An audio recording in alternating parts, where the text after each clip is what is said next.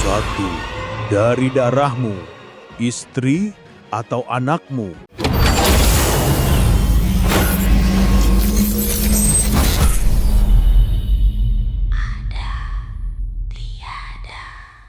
Halo semuanya, selamat datang kembali di Ada Tiada, tempat di mana suara menjadi cerita, dan cerita menjadi pengalaman yang tak bisa kalian lupakan.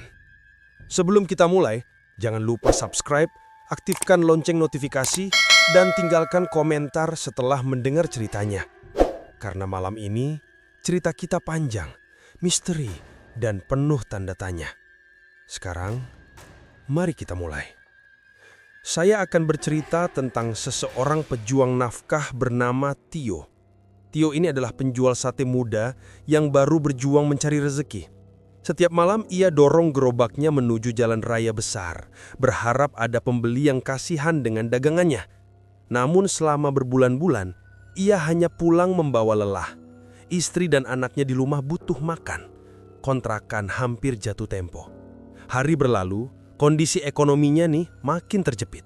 Malam itu angin berhembus pelan, tapi dinginnya seperti menusuk sampai tulang. Tio mendorong gerobak satenya perlahan di pinggir jalan raya. Lampu jalan sebagian mati, hanya beberapa mobil lewat sekali. Tidak ada aroma sate yang menggoda malam ini, karena tidak ada arang yang ia bakar. Tidak ada pembeli. Sudah 3 jam ia berdiri di tempat yang sama. Tio memandangi tusuk sate mentah yang masih penuh di wadah. Yah, lagi-lagi nggak laku. Sampai kapan begini? Tubuhnya lelah, tapi pikirannya jauh lebih capek. Ia teringat istri dan anaknya di rumah yang mungkin sedang menunggu uang untuk makan besok. Kontrakan sebentar lagi jatuh tempo, hutang dagang juga belum terbayar. Hari ini cuma dapat 2 pembeli, itu pun minta kasbon. Tio tertawa hambar. Ia duduk di pinggir trotoar, kepala menunduk pada tangan yang menghitam karena bara arang. Ia memijat pelan wajahnya sendiri. Dari arah belakang, seseorang mendekat perlahan. Tio menoleh pelan. Seorang kakek berpakaian lusuh berdiri tegak menatapnya. Bajunya seperti tidak pernah diganti berhari-hari, baunya apet bercampur tanah basah. Kakek itu tersenyum, tapi senyumnya aneh, seolah ada sesuatu yang ia sembunyikan di balik bibir yang bergetar pelan itu. Capek ya nak? Tio mengangguk pelan, pura-pura sopan. Kalau nggak laku lagi, besok gerobak ini saya jual kek. Udah nggak kuat. Kakek itu melangkah mendekat. Begitu dekat sampai Tio bisa melihat kuku-kukunya yang panjang dan menghitam. Ada satu cara kalau kamu berani. Rezeki bisa datang deras. Tapi ada syaratnya. Tio mengerutkan keneng, hatinya mendadak gelisah. Syarat apa? Kakek itu menghela napas panjang. Sapi, katanya pelan. Kepalanya. Tio sempat tertawa kecil. Kek, saya serius ini, jangan ngeledek. Tapi ekspresi kakek tak berubah, tatapannya dingin. Ia mengeluarkan bungkusan kain hitam dari saku dalam pakaian yang compang-camping. Di dalamnya ada dupa dan potongan tulang kecil, seperti tulang rahang hewan. Malam Jumat Kliwon. Pergi ke kandang tua dekat sawah yang terbengkalai. Kamu bakar dupa ini, panggil namanya. Tio menelan ludah. Namanya siapa? Sang kepala sapi. Angin tiba-tiba bertiup lebih kencang, membuat plastik dan daun kering menari di sekitar mereka. Tio merapatkan jaketnya, merinding tanpa alasan jelas. Apa yang bakal terjadi kalau saya lakukan? Tio akhirnya bertanya dengan suara gemetar halus. Kakek itu menyering. Kali ini lebih lebar, terlalu lebar. Kamu akan jadi kaya, daganganmu tak akan pernah sepi. Semua yang kamu mau, dagang sendiri. Tapi, jangan pernah lupa bayar harga yang diminta. Jangan sampai lupa, sebelum menyesal. Tio mematung. Kata-kata bayar harga terngiang-ngiang di kepalanya. Kalau saya tolak? Kakek itu menatap kosong ke arah gerobak Tio. Yah, kamu cuma akan terus begini. Miskin, lapar, tidak diperhatikan. Sampai akhirnya menyerah pada mati. Kata-kata itu menusuk ke dalam hati Tio seperti pisau yang dingin. Beberapa saat keduanya diam. Tio menatap bungkusan kain hitam itu. Ada getaran rasa takut, tapi juga harapan aneh mulai muncul. Harapan untuk memberi makan keluarganya, harapan untuk hidup lebih baik. Kakek itu kemudian mundur perlahan. Keputusasaan membuat orang berani. Dan kamu sudah sangat putus asa, Tio. Tio langsung tegang. "Kek, kau tahu nama saya?" Kakek itu sudah berjalan menjauh. Tidak menjawab, tidak menoleh. Suara langkahnya pelan, namun bergema panjang di telinga Tio. Tio menggenggam erat bungkusan itu. Ia menatapnya lama, lalu menyimpannya di dalam saku gerobak. Ia tidak tahu apa yang akan terjadi. Tapi malam itu, keputusan kecil yang ia ambil telah mengubah hidupnya selamanya. Keesokan harinya, dagangan Tio tetap tidak laku, bahkan lebih sepi dari hari-hari sebelumnya.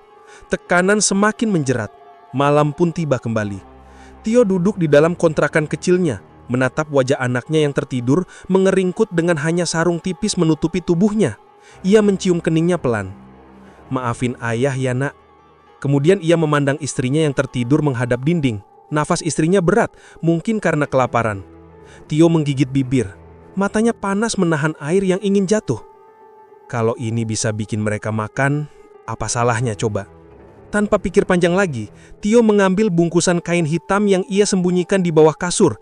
Ia berdiri, menghela napas dalam-dalam, lalu membawa gerobaknya keluar, pelan-pelan agar tidak membangunkan istri dan anaknya.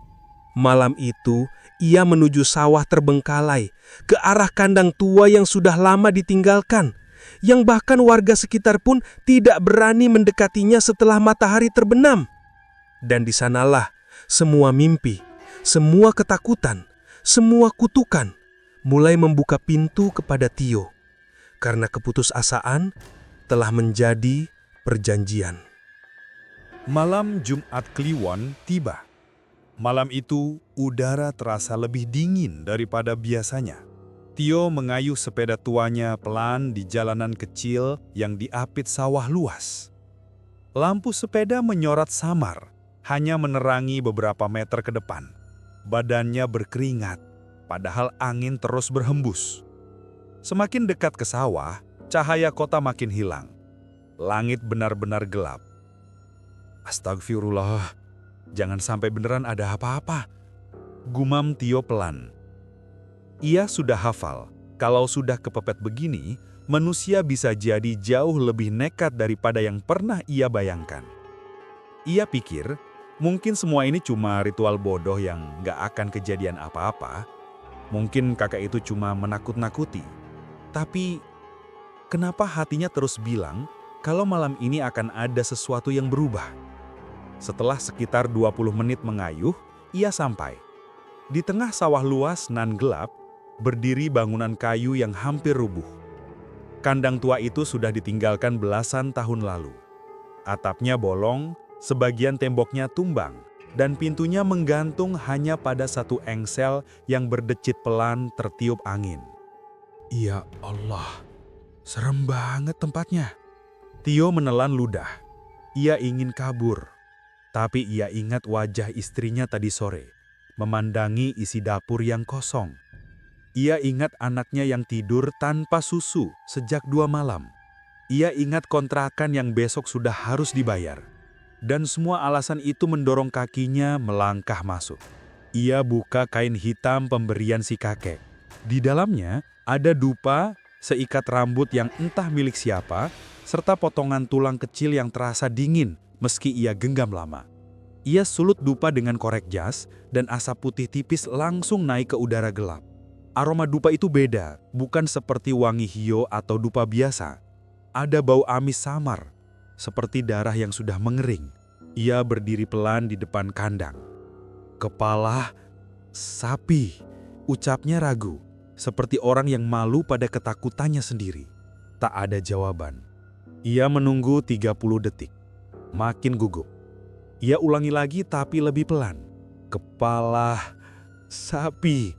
Tanah di bawah kakinya bergetar, tipis tapi terasa jelas. Tio langsung mundur 2 langkah. Angin berhenti. Semua suara jangkrik spontan hilang, seperti ada tombol mute yang ditekan. Dari dalam kandang, terdengar suara berat seperti dengusan hewan besar. Napas yang tersengal. Lantai kayu runtuh sedikit. Tio panik dan hampir jatuh. Sepasang mata merah menyala muncul dalam gelap. Astaga, ini apaan? Langkah berat menyeret. Duk, duk, gresek, duk. Suaranya semakin dekat. Tio terpaku. Kakinya seperti menancap ke tanah. Ia ingin lari, tapi tubuhnya hilang kendali. Dari kegelapan muncul sosok yang tidak mungkin ada di dunia nyata. Tubuh manusia, tapi kepalanya kepala sapi busuk. Kulitnya sudah sobek-sobek, sebagian tengkoraknya terlihat. Belatung menggeliat keluar dari lubang matanya. Lidah panjang, hitam, menjuntai sampai ke dada, dan meneteskan cairan yang bau busuknya memukul wajah Tio. Napas makhluk itu keluar seperti uap panas dari neraka. Setiap tarikan napasnya diiringi suara tulang yang bergemeletuk. Makhluk itu berhenti hanya 2 meter dari Tio. Dengan suara berat, dalam, dan menyeret, ia berbicara. "Apa yang kamu inginkan?" Tio merasa seluruh bulu kuduknya berdiri. Ia hampir tidak bisa bicara. Saya cuma mau dagangan saya laku, Pak. Saya cuma ingin keluarga saya bisa hidup layak.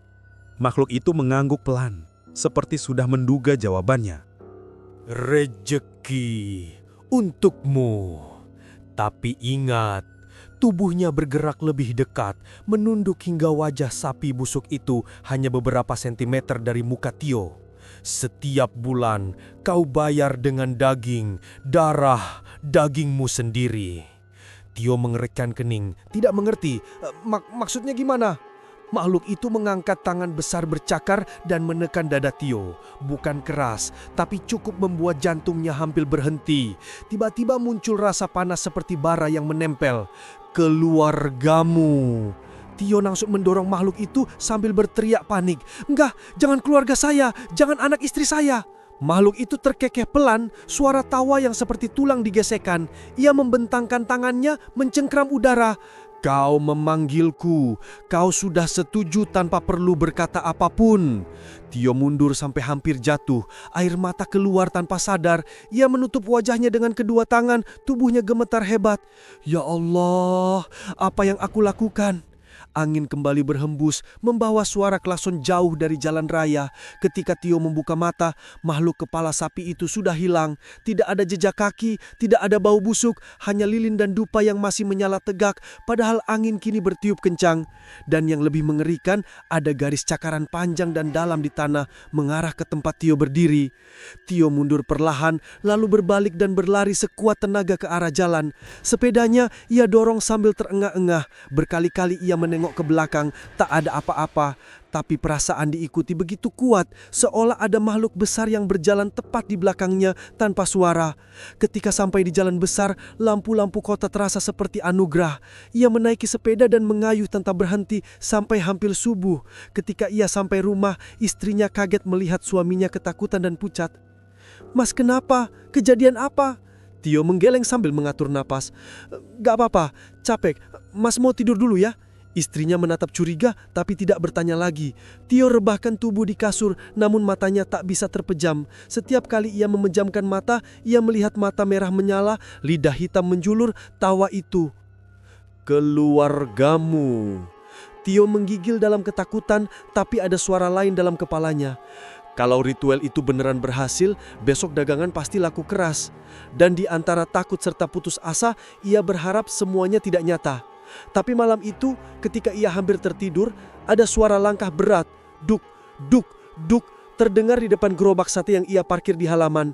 Seolah ada yang sedang memeriksa, melihat-lihat, menandai.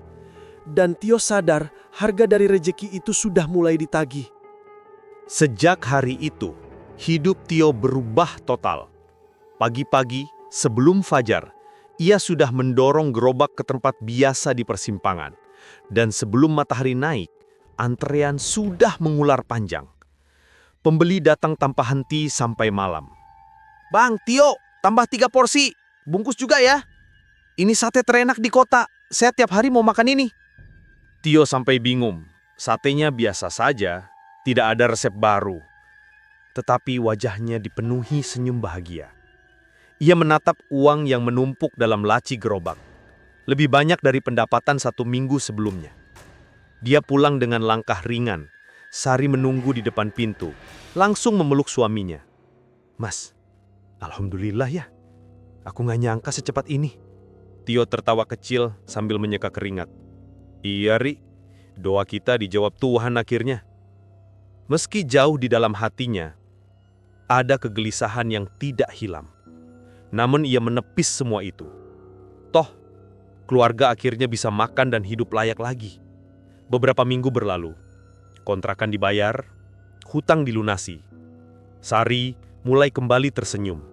Tio memberikan sepeda baru untuk putra kecil mereka, Aksa. Anaknya tertawa riang, berlari keluar rumah untuk mencoba sepedanya. Semua tampak sempurna, terlalu sempurna. Malam itu, Tio sedang menghitung uang hasil jualan. Lampu rumah sudah diredupkan. Sari mencuci piring di dapur sambil bersenandung pelan. Tiba-tiba, suara piring jatuh terdengar. "Ri, kenapa?" seru Tio sambil berlari ke dapur. Sari berdiri terpaku. Wajahnya pucat. Tangannya gemetar menunjuk lantai. Aksa duduk di lantai, menangis pelan. Di lehernya, ada bekas memar besar berbentuk seperti bekas gigitan.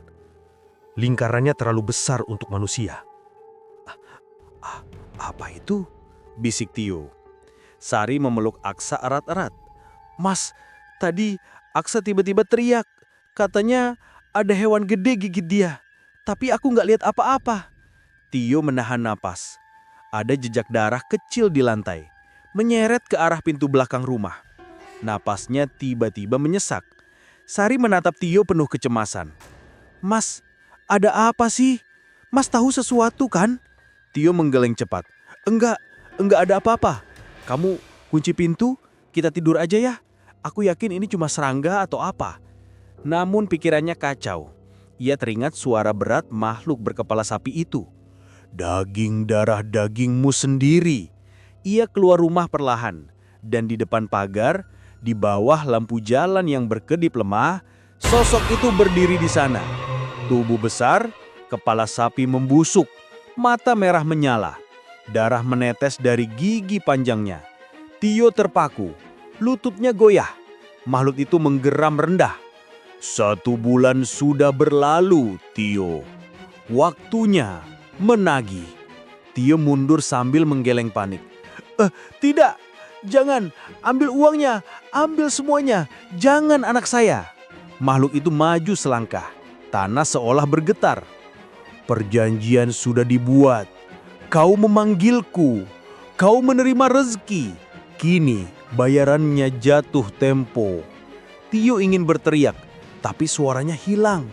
Makhluk itu menunduk. Udara berbau busuk menusuk hidung. "1 dari darahmu, istri atau anakmu." Tio menangis ketakutan. Ia sujud di tanah. "Tolong, jangan mereka, ambil saya aja." Makhluk itu tertawa, suara seperti tulang retak. "Hahaha, kau masih harus bekerja. Rezeki belum selesai mengalir." Kemudian ia melirik ke jendela rumah di mana Aksa mengintip ketakutan. Tio langsung berdiri menutupi pandangan makhluk itu. "Jangan lihat anak saya." Makhluk itu mengeluarkan dengusan marah. "Baiklah, aku beri kau waktu 7 hari. Tio menatapnya tak percaya. 7 hari untuk apa?" "Untuk menentukan siapa yang akan kau berikan. Atau aku yang memilih sendiri." Lalu makhluk itu menghilang begitu saja. Hanya menyisakan bau anyir dan sepasang jejak kaki sapi yang membara di tanah. Di kamar, Sari memeluk Aksa yang masih menangis. Tio masuk dan langsung mengunci pintu. Sari menatap suaminya dengan mata penuh curiga. "Mas, apa yang terjadi? Mas tahu Mas sembunyikan sesuatu." Tio duduk lemas di samping ranjang. Ia menutupi wajah dengan kedua tangan. "Aku cuma mau kita hidup lebih baik." Sari menggeleng. "Dengan cara apa, Mas? Kok jadi begini? Aksa sampai terluka." Aksa memegang tangan ayahnya yang gemetar. "Ayah, ada hantu sapi ya?" tanyanya polos. Tio terdiam. Air matanya menetes tanpa bisa ia tahan. "Iya nak, ayah salah. Ayah salah besar." Hening mengisi kamar. Sari menangis tanpa suara. Aksa merapat kepada ayahnya, ketakutan. Tio memandang mereka, keluarga yang begitu ia cintai, dan dada terasa sesak seperti diremas sesuatu. Waktu berjalan, detik demi detik. 7 hari, Itu saja waktu yang ia punya. Dan kini, Tio tahu rezeki yang tiba-tiba datang itu bukan berkah, melainkan kutukan yang perlahan ingin mengambil semuanya. Malam semakin larut, Tio tidak bisa tidur. Setiap ia memejamkan mata, ia melihat kepala sapi itu mengintai dari sudut kamar. Sampai akhirnya ia berbisik pada diri sendiri, "Aku gak akan biarkan kalian hilang. Aku harus mencari cara untuk hentikan ini sebelum semuanya terlambat." Tio sudah tidak bisa tidur lagi sejak makhluk itu datang menagih janjinya. Setiap malam, suara kukus besar yang menyeret jalanan berbatu terdengar jelas dari depan rumah. Suara itu pelan, tapi berat, seperti kaki raksasa yang sedang menunggu momen untuk menerjang. Tio berusaha mengunci semua pintu dan jendela, memastikan tidak ada celah sedikit pun. Ia memeriksa dapur, kamar mandi, sampai loteng. Namun, yang paling menakutkan bukan suara menyeret itu, melainkan tatapan anaknya sendiri. Anak kecil itu sering terbangun pukul 2 pagi, duduk sambil menghadap jendela yang gelap, menatap sesuatu yang tidak kelihatan oleh Tio. Dengan suara mengantuk dan lirih, si kecil selalu berkata, "Ayah, sapi besar itu lihat aku lagi." Tio langsung memeluk anaknya erat-erat setiap kali mendengar itu. Sari hanya menangis tanpa suara, wajahnya pucat ketakutan. Hari-hari menjadi penuh kecemasan. Tio mulai marah pada dirinya sendiri karena telah memilih jalan pesugihan. Andai ia tahu bahwa harga yang diminta adalah keluarganya, ia tidak akan pernah menerima tawaran kakek itu. Tapi penyesalan datang terlambat. Suatu malam saat suara menyeret itu makin keras, Tio akhirnya tidak tahan. Ia keluar rumah sambil membawa obeng sebagai senjata. Nafasnya memburu, tubuhnya gemetar. "Hei, kamu mau apa lagi? Sudah cukup, saya nggak mau bayar apapun." "Aku tidak pergi sebelum harga lunas." Tio mundur, lalu buru-buru masuk rumah kembali. Ia merasa dirinya sudah terperangkap dalam janji dan tidak ada jalan keluar. Namun ia tetap berpikir bahwa masih ada harapan, si kakek yang memberi petunjuk pertama kali. Keesokan paginya, tanpa menunggu waktu lagi, Tio berangkat mencari kakek itu. Ia berjalan ke pasar tempat pertama kali bertemu kakek. Ia tanya setiap pedagang lama menggambarkan wajah dan pakaian kakek. Namun satu persatu mereka menggeleng. Hingga seorang penjual tua menjawab sambil menatap Tio aneh. "Kamu bilang kakek itu jalannya agak bungkuk, bawa tongkat bambu. Kalau yang begitu sudah meninggal 10 tahun lalu, Nak." "Tidak mungkin," gumam Tio. "Aku baru ketemu dia minggu lalu." Tapi menolak realita tidak lagi masuk akal. Akhirnya pedagang tua itu menunjukkan lokasi makam sang kakek. Dan di sana, Tio berdiri terpaku di depan batu nisan yang namanya sama persis dengan sosok yang ia temui. Foto pada nisan itu sama dengan wajah kakek lusuh yang menawarinya dupa dan tulang. Tubuh Tio terasa seperti membeku, jantungnya berdetak tidak beraturan. "Jadi, siapa yang kemarin bicara denganku?" Tidak ada jawaban. Hanya desir angin yang seperti menertawai kebodohannya. Tio pulang dalam keadaan linglung, kakinya lunglai, pikirannya gelap. Tapi sesampainya di depan rumah, semua lampu mati, pagar terbuka sedikit, dan pintu depan tidak terkunci. "Sari, Nak, kalian di mana?" Hening. Tio mengambil langkah perlahan masuk rumah. Ruang tamu kosong. TV mati, tak ada suara apapun, bahkan jangkrik pun seolah takut bersuara. Lalu, mata Tio mencatat sesuatu. Jejak kecil di lantai. Jejak kaki. Tapi bukan kaki manusia, bekas tapak besar yang seperti kuku pecah, berlumur darah. Jejak itu menuju ke arah belakang rumah. Tio mengikuti jejak itu dengan tangan gemetar. Ia memancing keberanian yang sudah hampir habis. Ia sampai di dekat garasi. Pintu garasi tertutup namun tidak rapat, seolah ada seseorang yang buru-buru menutupnya. Dengan langkah berat, ia dorong pintu garasi itu perlahan. perlahan. Dan di ujung ruangan yang remang, Tio melihat 2 tubuh terbaring. Tubuh Sari dan anak mereka. "Sari, Nak!" Tio berlari, meraih mereka berdua. Ia mengguncangkan tubuh Sari yang begitu dingin. "Sari, bangun! Ayo bangun sayang, tolong jangan bercanda seperti ini." Tidak ada reaksi. Mata Sari tertutup. Dada anak mereka tidak bergerak. Wajah keduanya pucat seperti kehabisan darah. Air mata Tio jatuh begitu deras, membasahi pipi dan kemejanya. Ia berjerit. Ia masih berharap semua ini mimpi buruk. Namun perasaan lebih mengerikan lagi datang saat ia menyadari ia tidak sendiri di dalam ruangan itu. Ada suara langkah berat, menyeret, pelan tapi jelas. Udara mendadak berbau amis dan busuk. Lampu tiba-tiba bergetar, redup. Tio menoleh perlahan. Suara nafas berat menggeram. Sosok itu berdiri di belakang, tepat di dekat pintu keluar. Kepala sapi membusuk menunduk. Matanya merah menyala menatap Tio. Lidah panjang menjulur meneteskan darah segar. Makhluk itu tersenyum. "Harga sudah kubayar untuk rezekimu." Tio berjerit, namun suaranya tenggelam dalam tawa rendah makhluk itu. Ruangan mendadak gelap seketika. Hanya suara nafas makhluk itu yang terdengar semakin dekat. Lalu, gelap total. Senyap. Beberapa hari berlalu sejak malam mengerikan itu. Persimpangan jalan yang dulu sepi, kini kembali ramai seperti ada sesuatu yang mengundang para pembeli datang tanpa sadar. Gerobak sate Tio berdiri di tempat yang sama seperti biasa. Hanya saja, kini tampak berbeda. Gerobaknya terlihat lebih bersih, lebih baru, lebih mengundang. Aroma sate yang dibakar tercium begitu kuat, seperti menarik setiap orang yang lewat untuk mampir dan mencicipinya. Orang-orang berdesakan, wajah mereka penuh antusias. Mereka tidak tahu apa yang sebenarnya terjadi. Di balik gerobak, berdirilah sosok penjual dengan tubuh kurus tinggi. Kepalanya selalu tertutup topi besar dan kain hitam yang menjulur menutupi sebagian wajahnya. Tak seorang pun bisa melihat siapa dia sebenarnya.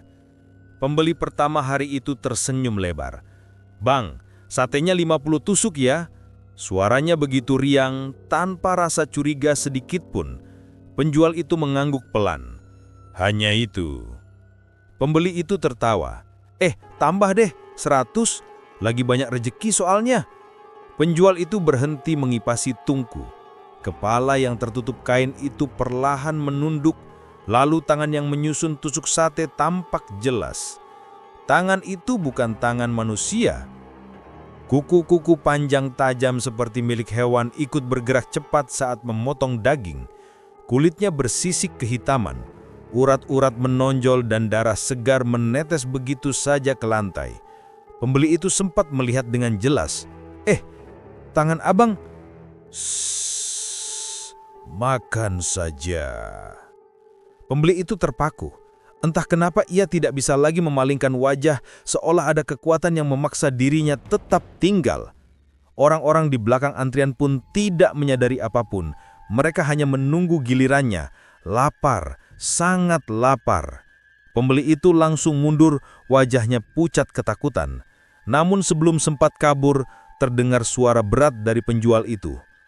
"Kau sudah makan, berarti kau bagian dari perjanjianku." Di belakang gerobak, dari arah tenda gelap, tercium bau amis darah begitu kuat, dan siapapun yang mencoba mencari sumbernya akan menemukan ember besar berisi potongan daging segar yang bukan dari hewan. Malam-malam berikutnya, setelah perut mereka terisi sate Tio, para pelanggan selalu terbangun dengan rasa mual ganas. Dan setiap kali mencoba kembali tidur, mereka akan mendengar suara berat itu muncul dari sudut kamar. "Aku lapar."